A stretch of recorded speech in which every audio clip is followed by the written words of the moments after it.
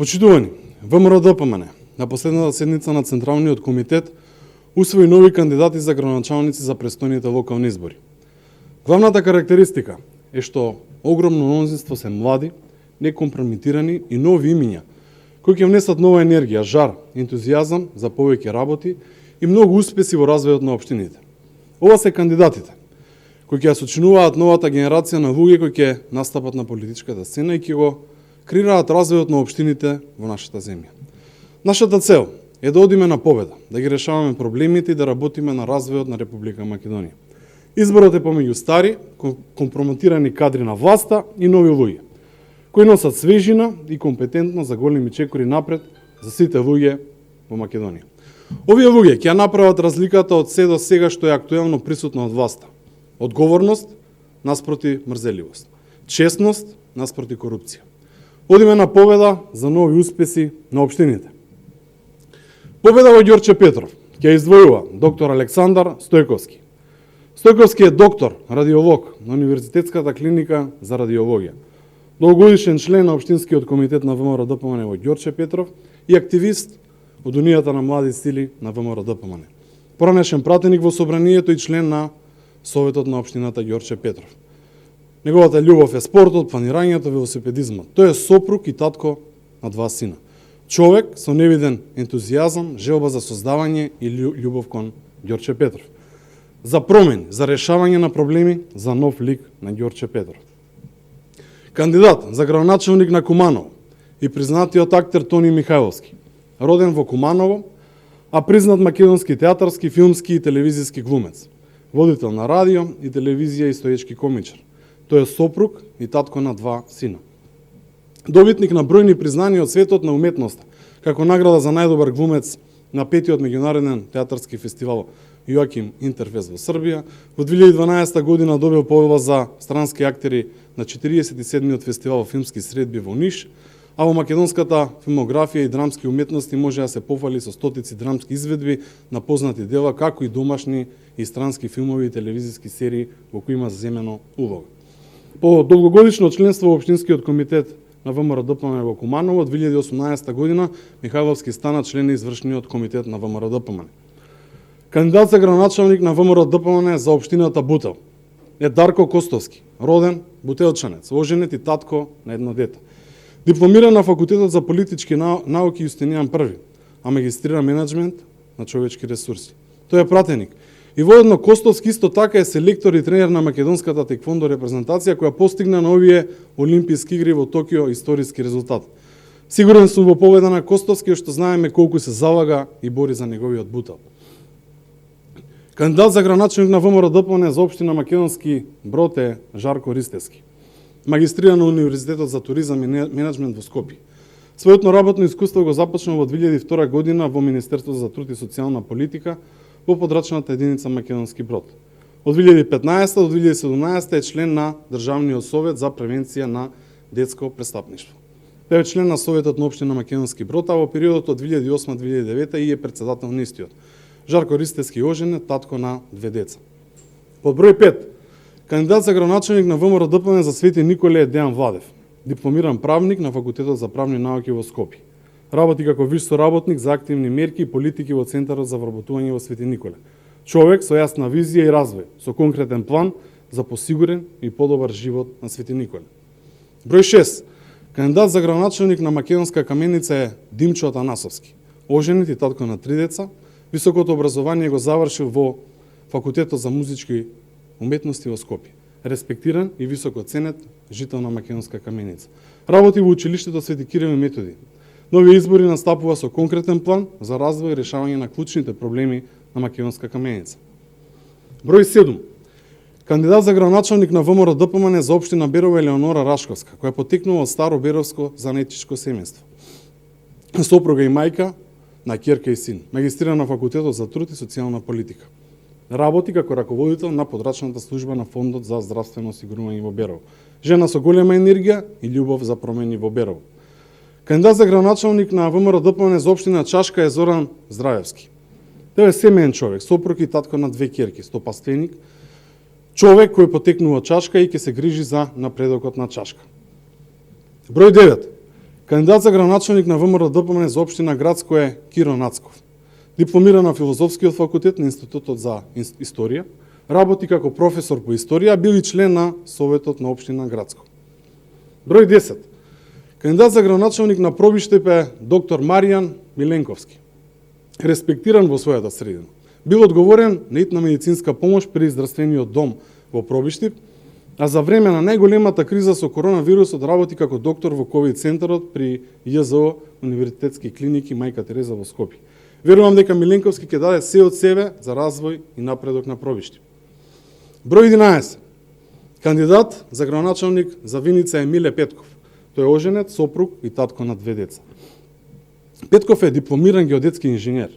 Во текот на 29 годишното работно искуство има учествувано и дадено значаен придонес во останувањето и одржување на катастарот на недвижности и катастарот за инфраструктурни објекти за општина Виница. Општина Кочани се разбира и општина Берово. Број 12.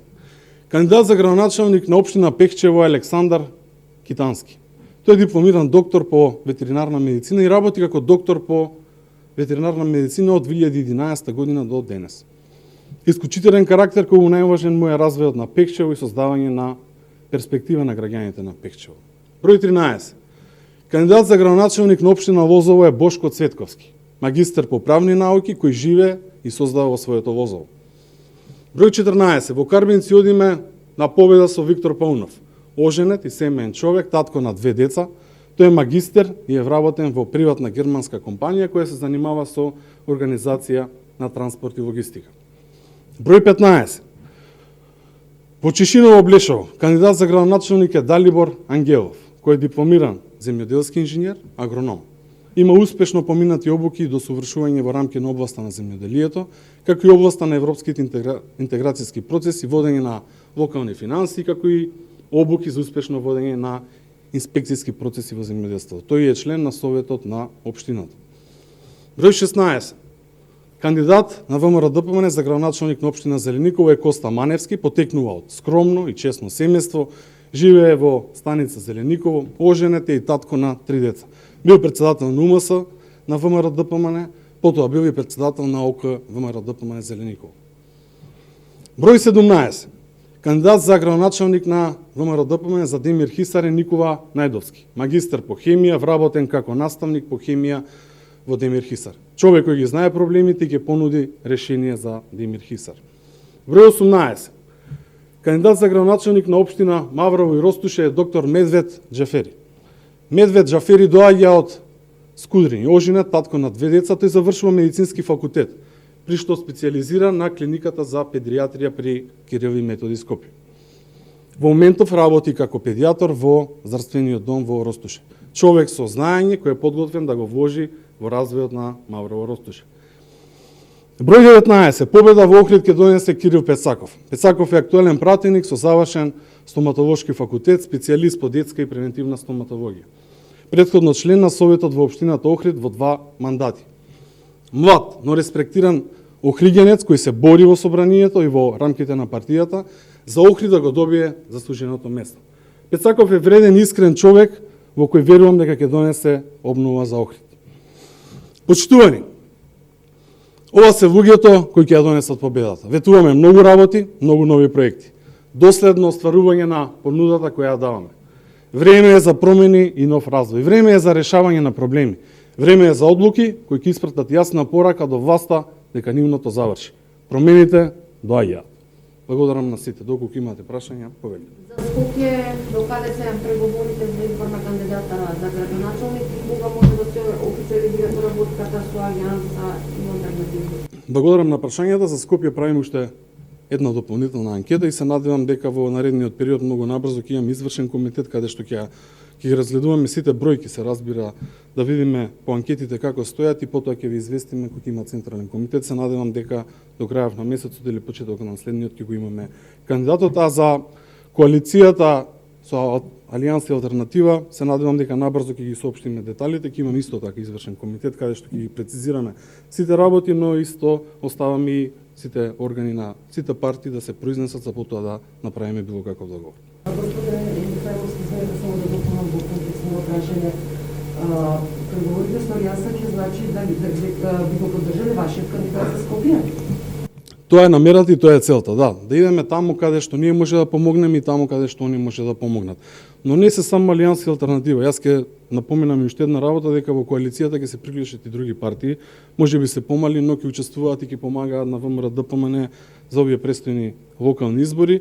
Некаде некои сами можеби ќе поднесат листи, но сите најголем дел ќе ги поддржуваат кандидатите на ВМРО ДПМН и затоа пред неколку дена и претседателот Мицовски подаде рака на сите од опозицијата и на сите оние што мислат дека може да помогнат дека се добре доедени. Сите заедно можеме да победиме, бидејќи знаете, во етерот, во низ народот, опозицијата, ако се обедини, многу ќе победи и ќе навистина ќе направи огромни промени во Македонија.